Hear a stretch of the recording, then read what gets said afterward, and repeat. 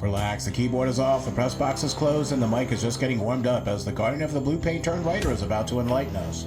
The show where the writer is fresh off the presses and the ink is not dry. For this week's show, Danny's first draft haul as the Flyers GM. Welcome to the Hockey Writers Ink. Join Lance Green and SteelFlyers as we bring you all the latest on the Flyers.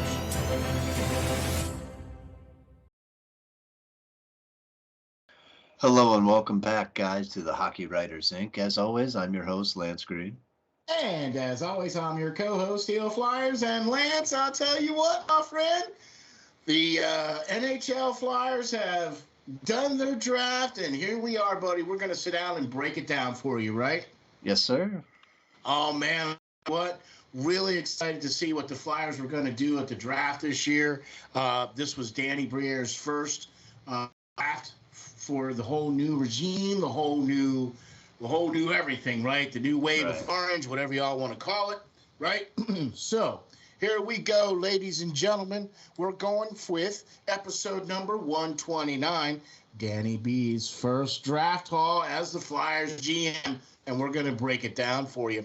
Lance also was able to put out an awesome, and what I mean by awesome, I'm talking about an awesome article. Go to SteelFlyers.com, and right there it'll be right there on page evaluating first draft haul as a Flyers GM. Got to go check that out. Flyers.com, written by the editor-in-chief, the writer extraordinaire, the guardian of the blue paint turned writer, Mr. Lance Green. How are you, sir? I'm doing good. And I say we kick right into this thing. Everybody was pretty excited. Danny came in restoring some of that faith to the Flyers faithful there by garnering himself another first-round pick in the Ivan Provorov deal and giving himself a little wiggle room in the cap space department in trading away Kevin Hayes. So he has made some major changes to this team's roster already, and he is serious about trying to build back this team. So let's dive right in. For the first pick, the Flyers were sitting there at number 7. They didn't end up trading down. They didn't trade up, but what they did do is draft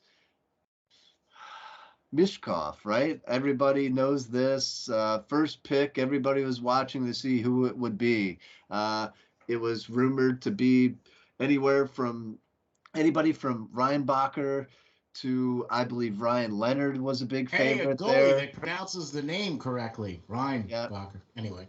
Right. So, but it wasn't either one of them. It turned out Michkov fell to us after a lot of different stuff that I kind of want to go over. A lot of people are loving this pick, but I not taking anything away from this player. Obviously, he's a very, very talented player, but there's a lot of buts. Well, first, Lance, let's do this. Let's do this first. All right. Michkov, in all of the rankings, in all of the elite prospects, the hockey writers, the hockey news, the top, prospects and lists all had Michkov within the top 5 for the most part throughout this draft. Okay, and as you said, he wasn't necessarily expected to be available for the Flyers. Okay? Right. Not denying the fact that this young Russian is probably one of the most exciting Russians I've seen since Alex Ovechkin. I mean, to be honest with you, right? Evgeny Malkin, yeah. Or Malkin, yeah. All right, I'll go there. Okay. Watching what I mean by little, very little tape on Michkov, what I've seen has been amazing. His numbers are comparable, or if not better than Bedard's, right? In some instances. Not the talent. But what are some of the buts, Lance? And this is what you point out in the article. So It's definitely interesting because obviously with everything going on in Russia right now, they're fighting the Ukraine. Businesses have been pulling out right and left and everything like that out of the country. As recent as this past week, there seemed to be a little civil war going with some of the soldiers gathering up with another entity and trying to overthrow Putin and making it to the capital. But you know there's a lot more going on besides just the dynamics of the war going on, right? In this aspect, you have Michkov stuck in the middle here. He wants to come to the NHL. He said he wants to come to the NHL and Yeah. play. Yeah. Um, he missed the NHL Combine, where a lot of teams have ample time to interview these players repeatedly and run them through the paces physically, as they got to do with many of the top prospects, as they always do. They didn't get to do that with Michkov. All right, you're potentially the Flyers spent a seventh overall draft pick on this kid, and basically they had a day before the draft to talk to him when he finally got over here, and they talked to him a little the day of. That's kind of it. And they had basically one Russian scout to kind of view his games. Nobody else was allowed to go over to Russia. Usually when you look at a player this high, you're sending all of your top guys in there to evaluate this person and getting a consensus about what they all think about this kid. They couldn't do that with this player, right? And then on top of that, uh, with Michkov deciding he wanted to go to the NHL and try to go for the draft, his dad, who was 51 at the time, was rumored to be actively going out and trying to negotiate or get his son out of this deal, which he has with the KHL for 3 years, guys. We won't be able to see this kid for 3 whole seasons because he is signed that long in the KHL. But his dad was actively going out there trying to get his son out of there so he could get him out of the situation that is in Russia right now and get him over to North America to be able to play hockey for one of these teams that draft him. Well, there's a little discrepancy on what actually happened to his dad. Crazy. Allegedly, Allegedly, he just ended up at face down in a lake outside of Sochi where Michkov played this year. So there's still no finding out about what happened to his dad, but immediately after he found out that his son wanted to go out for the draft, he was basically doing everything he could to free his son of this contract, and then magically he ends up dead. So there's a lot of speculation and a lot of different stuff going on here with this kid, and I can't say that I wouldn't be with these 6 other clubs that passed on him, before the Flyers had the opportunity to take him here, because there's just a lot of what ifs, and this is just a big pick to potentially go awry. Lance talked about this in our we do a show called The Prospect Wall, where although we don't do it as a full-time gig,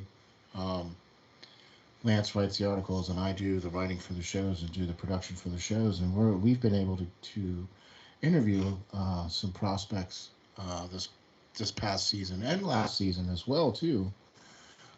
We've been able to talk to some of these kids and get their take on how things go with them getting into the next leagues and moving, all this other kind of stuff.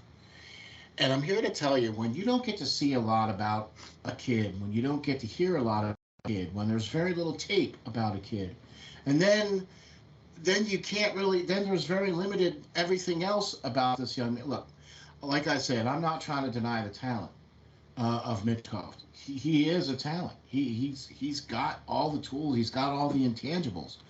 But there's too many other red flags here, folks, that just kind of have me way beyond nervous. Because the 3-year contract, look, I understand it's not the same circumstance as Ivan Fedotov, but you would have thought that maybe the Flyers would have learned from that lesson and went, let's stay away from the Russia guys. You know what I mean? Yeah. For a little while. Until this all settles down and stuff. That was totally different circumstances. Yeah, we all know that. He played with a Red Army team. There's a whole lot of different stuff along with that. But you would think that maybe the Flyers would have thought, hey, maybe we didn't do such a good job on this one. Maybe let's not try to do that. Well, yeah, I mean, I think you go with a gut decision maybe on a 6th or 7th round pick, but I don't know if I would go with a gut decision on a 7th overall pick. In the first round? So it's such a deep draft. Especially when you have Ryan Leonard there, that the Caps snatched up after we let him go by, who is set to play with Cutter Gauthier in Boston next season. I don't know. But let's talk about the Flyers' other first-round pick, the one that they got with trading away Provorov. All right, so look, we're not trying to deny the here of Michkov. We're just questioning why the Flyers would draft a player they're not even going to be able to get to talk to for 3 years. I mean, anyway, number 2, or the second pick they had in the first round, which Lance said they got 22nd overall. 22nd overall in the first round, and they select Oliver Bonk. Now, you and I both talked about the Flyers in our preview show that they need to get a centerman and they need to get a defenseman, right? And it didn't really matter which order it came, as long as that was the first round goal was to get each one of these types of players. Oliver Bonk, defenseman at number 22. Lance, we had him on our prospect watch list. I know I did. He was in my top 5 defensemen. You did. Yeah, you did. Right. Okay. So what's the deal? What's going on? Well, a good player, but I don't know if I would have selected him with others on the board. There was a lot better, in my mind, more complete right-hand shot defenders on the board. Agreed. One of which we actually got to interview this season. And, he ended up going to the Calgary Flames and Antoine Morin, a definitely more complete player. If you look up on my article, you can see some stuff about him as well. Big physical kid. I much rather have seen them draft him. He is a left-hand shot, I believe, but the Flyers wanted a right-hand shot. I can see that a little bit, but just too much of a great, apple to pick off that tree that's just sitting there as a waiting fruit. But let me talk about Oliver Bonk for a minute. Of course, he plays for the London Knights of the OHL. Keith Jones is a longtime friend of Dale Hunter, who, of course, run and coaches that team with over 900 wins to his credit. Amazing stat for, Dale Hunter and what he's done with that organization. But, Oliver Bonk, he's an 18-year-old right-hand shot defenseman. He stands at 6'2", 172, posted 10 goals, 40 points on the season. But he's actually a little bit more of a shutdown defenseman in my mind. He likes forcing people to the outside. Yeah. He can create some turnovers. Yeah. I think he's a defense first guy, which I like, me being a no goaltender here.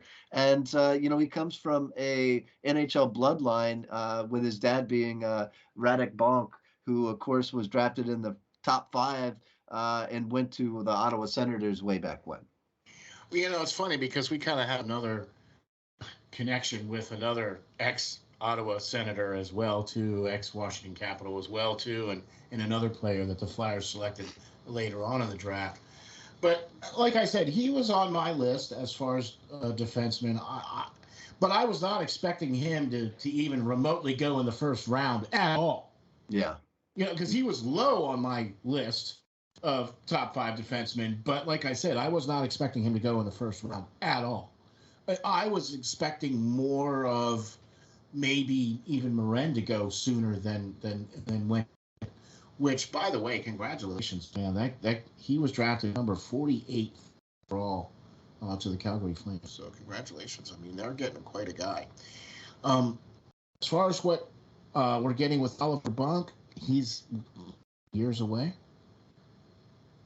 Max. 2, yeah, probably 2 years. 2, yeah, right. Yeah. Is he going to the Knights, or is he moving on to NCAA? No, I think he's going to go back to the Knights. Okay. Last I checked, but because he's 18, right? Yeah, he's scheduled to go back to the Knights. Obviously, he's from the Canadian League, so he would have to. If he's not, he should be. Yeah, he should be at camp. So he'll be at camp. All right. Okay. So that's kind of what I was getting at. All right. So moving on. What now? This was a little bit savvy, a little bit impressed. Okay. That the Flyers went into this without a second-round draft pick, and then was able to get one. Okay, at the draft. So I'm impressed with that. That the pick from the Blackhawks in trade for the 167th pick, and then the Flyers also gave up their second-round pick for next year. Right, so they essentially just basically got a second pick this year and gave up one next year. I'm okay with that. If they saw somebody they obviously wanted in goaltender Carson Bjarnason of the Brendan Wheat Kings of the WHL. And, he is a pretty talented player. He's not, wasn't my tops on my list of top goaltenders, but Trey Augustine was already selected by this point. I was just going to say, because Trey sooner. Right. So, we have to look at Carson here. He is a huge Carter Hart fan.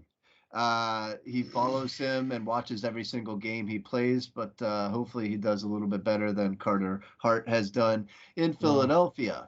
But and hopefully he has a little bit better help in front of him. But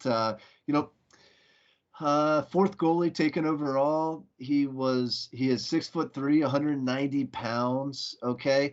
I have him. I scouted him a little bit as a butterfly goaltender. Of course, he covers the bottom of the net very, very well. And the only fault I see in his game, as me being a goaltender and coaching young goaltenders and all that, is I think he likes to keep his hands rather low. Yeah. Basically to add to his pad level height on the ground purposes. But me personally, I train my goaltenders to keep their hands up. So when they appear or stand bigger in the net. Right. He's already got the frame, right? You know what I mean? Yeah, he's got a head and shoulders on him, but there's two big old corners on either side of him that are wide open most of the time. So that's the only thing that I would like to see a little change. Your pads are pretty high. If a guy is going to get it over there, you can move your hands up and down, but it's hard to get them from way down here to way up here to get something if somebody's trying to pick a corner. So then let me ask you a question then, Lance. Coach, you would coach that, right? You would coach that to have the goal keep their hands up? Yes, I would. Your pads and your stick are meant to cover the mouth of the goal there on the ice surface, and your gloves are made to stand up high as they can to really stop anything going up high. So but I would have really liked to see. Yeah, very coachable. But I mean, he does it with precision the way he plays. So it's obvious that, he's trained that way to do that. But, when it comes to him playing against the Connor Bernards and stuff like that. There's a reason why his goals against average was over 3 goals a game, and his save percentage was 900 flat. He only won 21 games out of 47 this year, which is having a win percentage right around his buddy Carter Hart. I was just gonna say, 44%. Yeah, 44% win percentage this season. Right. So could get a lot better. By all means, I think he was over a 4-goal a game goalie last season. So I don't really know why the Flyers decided to jump up so high to get him. I see some good traits in him, but he's not really complete. We go again to that word complete in my mind. I think with a first or a second round pick, this person should be pretty well polished. You want to get a player and mold them to what you want in the 4th, 5th, 6th round, not in the 1st or 2nd. They should be pretty darn polished. But not the guy I would have liked to jump up and get. I would have liked to jump up and get Andrew Crystal at this spot, or like we said, Inteni Moran. But I think I would have rather seen the Flyers go after Scott Rasloff of the Seattle Thunderbirds, or even a super late pick, a hidden gem in my mind, in Calvin Valchon. Yeah. Rogi's grandson, and that's both of those players were drafted. I don't know if Calvin was. I'm not sure. Okay, but I'm not sure if Calvin, but definitely Scott was. Scott was though. Yeah, much later. I would have rather seen them get another offensive piece or a higher defensive prospect in my mind. Especially with Trent, that 51st overall pick. You know what I mean? There was still some good names on the board at the time. You know what I'm saying? Like, obviously, Chris Dahl was still available at that time, and there were some other types of offensive players that the could have selected as well, too. So, all right. So they got a goalie. All right. So then in the 3rd round, well, they got 2 players in the 3rd round with their 3 picks or 2 picks in the 3rd round, and they turn around and get Egor Zavragin. Sure, we'll go with that. Another goalie. Another goalie from the Russian junior leagues. I don't know too much about this kid. Obviously, anything on him. We talked. I've heard his name before. It's really hard to find any tape on him. Obviously, with the KHL really keeping things closed down and Russia in general, I can just pretty much tell you his numbers because I haven't seen enough game tape on him to give you an evaluation of his talent. Right. So, I mean, he posted a respectable 2.49 goals against average this year and a 920 save percentage. He won 11 games out of the 21 he played this season. He was in the Russian junior leagues. Nothing. He wasn't up in the KHL or anything like that. He 3rd round is kind of stretching it in my mind. I don't know. I really don't know. For a level of talent, a 3rd round pick for this type of player, I think, is a little bit of a stretch as well. However, the next pick in the 3rd round netted the Flyers Denver Barkey. Interesting pick, yeah? Yeah, I was just going to say, quite interesting pick here. Going back to the London Knights, Keith Jones loves him some Knights there and trust his friend to be able to develop talent, which he has for many years there in London, a beautiful city. They're 2nd of the 3rd round. Kind of reminds me of Danny Briere in a sense, a center.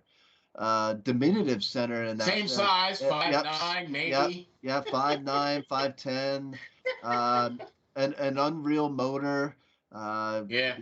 Doesn't quit, doesn't back down, has a nice touch, has a fast release to his shot. Netted almost Boy, a that point sounds like Danny Briere. Yeah, right, exactly. That's why I said, what do you do? Draft himself, 20 years later? But, a point per game player or just about this season with 22 goals, 37 assists for 59 points in 61 games played. I like what I seen from him. Okay. He's a year or two away again, but I like him. He has some upside for sure. I think this next season he'll come back to London, and hopefully he will get a little bit more of the playing time as some of the older ones progress out. So we'll have to see. Who knows? It's at the tail end of the third. I think it's a pretty good value pick there. What do you say? That's about where I'm at. It's a value pick. I wouldn't have necessarily gone with quite the diminutive size here on this. That's the only thing that kind of throws me with him. Everything else that I've seen about his game has been, even his initials, DB, Danny Briere, so Denver Barkey, right? So I just see a lot of game here in this player. He does have that intuition. He's got a good hockey IQ. You know what I mean? So he needs skating. He needs to be able to skate a little better, from what I've seen of him. But I mean, it's going to be one of those guys. Hey, we'll see. He's 5'9". Still time to grow. Yeah, still time to grow. So in 2 years, all in all, though, not a bad lower third round pick, right? Not that bad, right? Right. Okay. Now let's jump into the fourth round here, where the Flyers also had two selections in the fourth round, one early and one a little later. And in the early part of the fourth round, the Philadelphia Flyers, a name Flyers fans will definitely recognize, Cole Knuble, who is Mike Knuble's son. And he was selected in the first part of the fourth round. And Lance, what do you think about this here? Well, I tend to like it, Steel. I think Cole Knuble plays a lot, very much so like his father did. Yep. Mike, who spent parts of 5 seasons with the Flyers. 2 stints. Yep, 2 different stints. One at the tail end of his career for sure. But instead of being a winger, Cole is a center. So he's a sub right now. He's a sub. 6-foot center again, but he's a pretty good one. He's pretty gritty for his size. He wears the same number as his dad did. He plays just like him, stands in front of the net at times, taking a beating like his dad always did. I'm wondering if maybe John LeClaire had a phone call with his line mate Mike and said, "Hey, Mike, how's that son of yours?" Yeah. Well, I mean, he was passed over last year, I believe.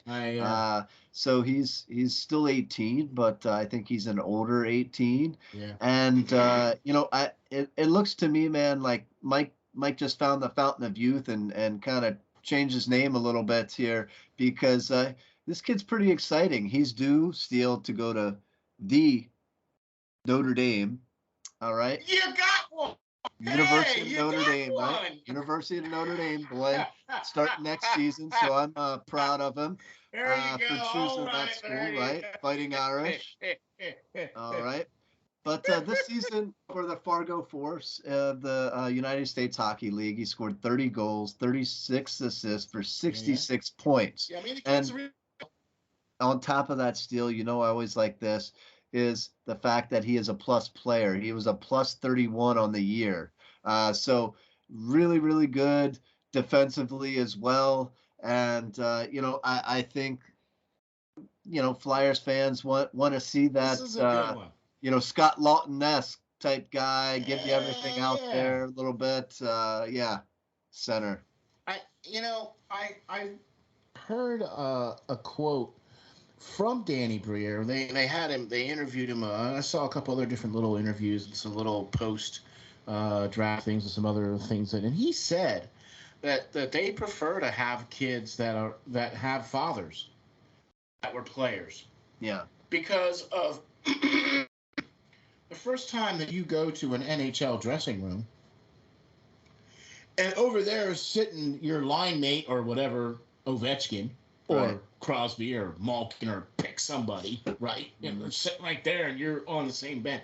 That's a bit of a take you back there moment for some of these young players, and for some of these kids that their dads played. They've been around these situations from little kids on. Yeah, they grew up in the locker rooms. Yeah. Right. So I thought that was pretty astute of Danny Briere to notice that. Notice Bonk, son of right?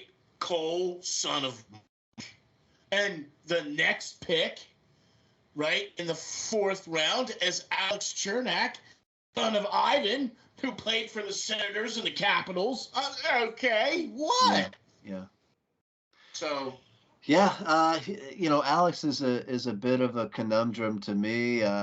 He's German born. I guess his dad was playing over there at the time, but he's Slovakian prospect who is currently playing in Sweden's league. So that took me a minute to decipher that. Yeah, that was a bit of a head scratcher. Yeah. So yet again, he's under 6 foot tall, but he's got really quick feet. Yeah. He tends to be in the right place at the right time. So he capitalizes on that. He's a smart player, right? Just like his dad, he has a fast release, and he loves to be around the net to bury some rebounds and pick up a cheap goal. Got that greasy. I always know I love to pick up a cheap goal around the net because when I play out, I don't have the greatest shot, usually bearing all the equipment. So right. That seems right up my alley. It's trash hard to make, goals, yeah.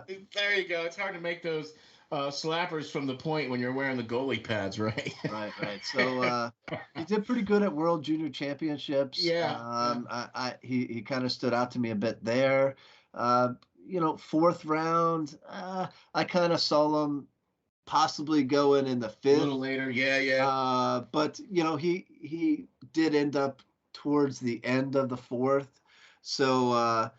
But I would have liked to got Luca Kangoli at that spot though. Portland's defenseman. He's a firecracker. But whatever. Well, whatever. It's Danny's draft, not mine. So that's right. So we're moving on here, and we're gonna probably cover the 5th, 6th, and 7th round. Quick, just because these guys are, let's face it, they're 5th, 6th, and 7th round guys. Carter Sothman was selected in the 5th round. And what's your thoughts on this young player? So we have Carter going there, again, a spot before the Capitals selection of Cameron Allen. In my mind, I thought I was thinking it should have been Cameron Allen. Really, he was the year prior. He was the OHL's Rookie of the Year. He had a phenomenal season. Yeah. He was projected to be a 1st-round pick as early as the start of this season, but the Storm, who he plays for, had a horrible season. In a sense, did do really well overall. But I don't think it was necessarily all his fault. They did play like 5 different goaltenders this season, and nobody really took the crease as their own this year. So he didn't really have any help behind him, let's say. Right. Kudos to the Capitals for getting an outstanding prospect, in that sense. But Carter, who we drafted, is from the Portland Winterhawks of the WHL, who I just kind of mentioned before this. But another right-hand shot defenseman. This one, though, Steel, stands at 6'3" and 203 pounds. All right, he's got some size to him. But doesn't look like he has that kind of size. No, he doesn't. Plays a crouch style of play. He's always ready to shoot the puck or get it on net.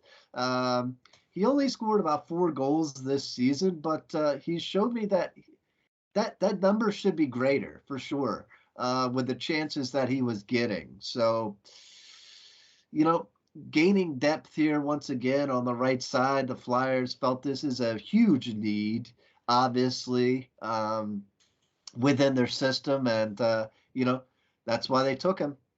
And there you have it, folks. Okay. I mean, at this in time in the draft, you're basically you're lucky if you get a player or two from these last couple of picks. Do you know what I'm saying? With sixth round being Ryan McPherson, I was actually happy with that pick. Okay, I feel that he could be somebody that potentially down the road could be a contributor to the team. You know what I mean? I don't know necessarily how, where, or what. You know what I mean? But what do you think? Yeah, I mean he's a center, so again the Flyers addressed the center position. They took a shot at this kid. He plays in a smaller Quebec junior league in the Go JHL. You know, I don't know. We'll see. He scored 25 goals this year, 36 assists for 61 points in only 49 games played. So he had a well over a point per game numbers there. He played with his twin brother of all people at there, and they're due to go to a team we know, the V's of the BCHL next year. We interviewed a player from them earlier this season, if you remember that one. Yeah, but after that, he's supposed to go to the University of New Hampshire as well in 2 years' time. So he's kind of laid out his path for himself there already. But an interesting fact that I found out about him after the Flyers drafted him is, I think they see a little Noah Cates in him maybe, because he was voted the best defensive forward in his league this past season. I did see that, yeah. Low risk, high reward type guy here, to garner some spots maybe in the future in the Flyers depth chart if he keeps prospering. Like I said, I was not at all upset about this pick. I thought it was a perfectly planned pick. The guy's kind of a bit of a work in progress, and at a sixth round pick, I mean, that's kind of where you're at. You're a work in progress. So here we go. Now the Flyers' last pick is Mateo, and he was picked 199th overall in the seventh round. And Flyers are stressing. Okay. So break down Mr. Mann for me. All right. Mann plays, in the queue this year. I don't know. He's definitely got some size and some toughness. He's 6'6", 229. He's another right-hand shot defenseman who they just keep going back to that well until they'll find one, I guess. Okay. But to me this season, he looked a little like a basketball player that decided to lace up his skates for the first time. All right. He had some trouble getting around the ice, in my mind. He's a big body. He's really lanky. He looks like he's trying to figure out this newfound size. Maybe he just hit a growth spurt or something like that. But, big, powerful kid. Don't let him get a hold of you, because he's going to take you out. Yeah. Because he'll swallow you up. Yeah. He's going to swallow you up on the boards. He's going to put you out on your butt in the open ice if he can get to you. But he needs to work on his skating for sure. I mean, he's a seventh round pick, so they're not going to be polished, like we said. He's going to have to work on it, but he can clear the porch out in front of the net. He shows a willingness to block shots at will. I like that. Yeah. So, all some intangibles there that are great, but they got to get this kid in some power skating classes, I think. Just look awkward out there to me. Okay. So we've just gone through the full gambit here of Danny Briere's first Hockey Flyers general manager in his first draft in the 2020 NHL Draft. Lance, we watched generational talent get drafted, I believe we saw some some young talent that went to some teams this year that are gonna put the NHL on its ear. I really feel that's going to be the case. Maybe this coming season, but at least in the next season or two to come. They're already talking about the number one draft pick being in the game opener for ESPN because, let's face it, Bedard is probably going to play for Chicago. I mean, they're already setting him up. You know, they've done so many different things. Well, I don't think he has anything else to prove in junior. I mean, yeah, I'm with you. You know, plus, you know, everything else. So I'm going to ask you seriously, Lance, what grade would you give to Danny Briere and the Flyers for Danny Briere, Keith Jones, and the new regime's first draft? What would be your grade? Yeah, it's tough for me. A lot of people want to go very high because he was able to land Michkov, but I'm willing to change my grade if he can somehow buy Michkov's salary or contract out over in Russia and get him over here within the next year.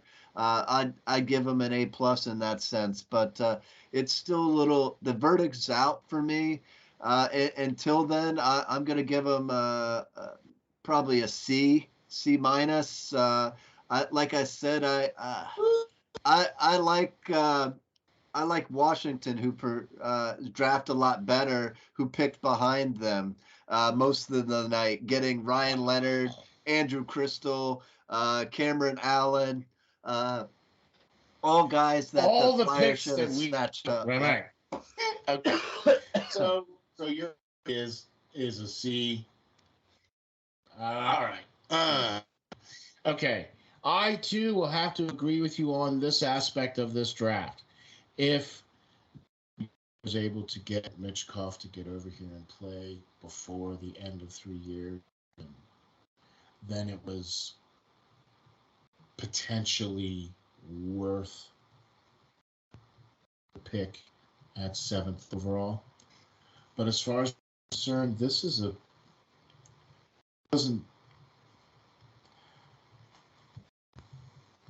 I'll be happy to eat my words if it turns good. But as far as I'm concerned, this is a D- in the draft, as far as I'm concerned. There were players that they could have acquired that they did not. There were players that I felt that were more ranked than the players that they got that were available at the spots that the Flyers were able to select. They were able to select certain players that could have changed this team around much sooner. So that's why I'm questioning the whole number one pick. That's what taints this whole thing for me, because you're not going to be able to get to see this guy for at least 3 years. If the Flyers organization is able to turn that around, able to get Michkov in orange and black sooner than 2026, and if he really is what they say he really is, I'll be happy to eat crow. Yeah, it's going to be a real shame if Connor's out there in Chicago by the time he comes over to the Flyers and already has 125, 150 goals to his credit. That's going to stink for Michkov. And 250 games on the belt. Yeah. That's really going to stink. I think by that point especially, he's just going to be tearing up the KHL if he is really what they say he is. So we'll have to see. But I hope they can somehow, get him over here sooner. They said if that is the case, they're willing to wait, but hopefully it's not the Red Army team, that Fedorov was playing for. So hopefully a Comcast, I offer my monthly payment as a tribute to send over to Russia and try to get him to come over Me here too. sooner. I'll contribute my monthly payment. Get this kid over here, write a check. buy them a new rink if that's what it takes. Get this kid over here now. You can't wait 3 seasons for this kid. I know we're rebuilding, but you need to give somebody. You traded away Kevin Hayes. You traded away Provorov. You're going to have almost absolutely nobody on the ice to have the fans excited about for the next 3 seasons if you don't get this kid in a Flyers uniform sooner rather than later. Here's the other aspect of this thing that really, really has me with a much lower grade. Tortorella's contract will be up before Michkov will be here in Philadelphia. Okay?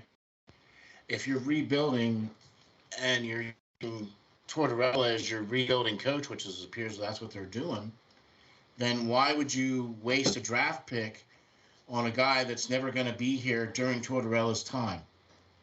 Does that make sense? I mean, am I asking the wrong question? You're not really giving him a fair shot either, or giving him the weapons needed. Having somebody that's going to at least wait 3 years. So I don't know. I think I'm hopeful. I'm wishful thinking here. I think Danny and Keith, met with him and his family secretly at Voorhees is what I'm hearing. That's all rumors. That's not to my knowledge. He admitted. Danny Briere admitted that they had an interview with him before the draft, right, where they were able to speak to him, and his family, and he said it, and they were very impressed, obviously, with what he said. You know what I mean? So he come out and say that they were able to speak to him before the draft. So, but just to speak to somebody that you're gonna franchise on, okay. I would have gone with other picks other than this guy. So, but I'm not the professional. I'm not the GM of the Flyers. I just get to sit here and tell you guys what they did. If it works out, it's definitely a home run pick. Because the guy's got talent. And that's what they're hoping for. Somebody who's going to sell out jerseys in the stadium and get people excited about this orange and black team again. Because I got to say it, they haven't been for a while now. So this is why we brought these two gentlemen in. Keith Jones and Danny Briere to try to right the ship, to bring us back into true contention. So I wish them all the luck. Yeah, I'm with you on that as well, too. I wish them all lots of luck because, you all gonna need. This was one of the deepest drafts in recent history because there were so few trades in the first round that no team felt that they needed to worry about it, that they were going to be able to get their player because this team was so, or a player, because this draft was so deep. Okay. And that speaks volumes of the talent that was available in this draft. And I just don't think that the Flyers zeroed in on some of the other talent that they could have. Okay. So that's why my grade was so low. I will be happy to eat crow if these guys all turn out within the next 4 years and hoist the cup. All right, I'll be happy to eat crow and tell you all that, hey, man, I was wrong, but I only go of what we see and what we see, right? Numbers don't lie. Yep. So with that being said, Lance, my friend, we know posted the article out there on the review of the draft, right? Yep. And you just posted a Prospect Watch article out too, didn't you? Pretty recently, yeah. Yeah. So already starting on the next crop. Definitely. Guys that are even a couple of years out. Yeah, buddy. Look it up. New one is Colin Potter. I was calling his kind of manager, advisor just yesterday to try to get him on the show. So we'll see. Fingers crossed. There you go, for sure. Folks, thank you all very much for checking us out, man. We really appreciate all the support you guys give us. We appreciate the top 15 rankings in the polls. We appreciate the top 10 rankings in some of the other polls as far as watched Philadelphia Flyer podcast. Look, we're just happy that you guys are watching us and tuning in. And so thank you very much for that, man. We couldn't do it without you. And thank you very much to Spreaker for all your help in getting us out there to all of the listening platforms out there, from iHeart to Google to Apple to Spotify. We're out there. All you have to do is type in Hockey Writers Ink, and we pop up, and you just give us a listen. And thank you very much for that. Lance, why don't you tell the folks where we can get you, where we can find you, sir?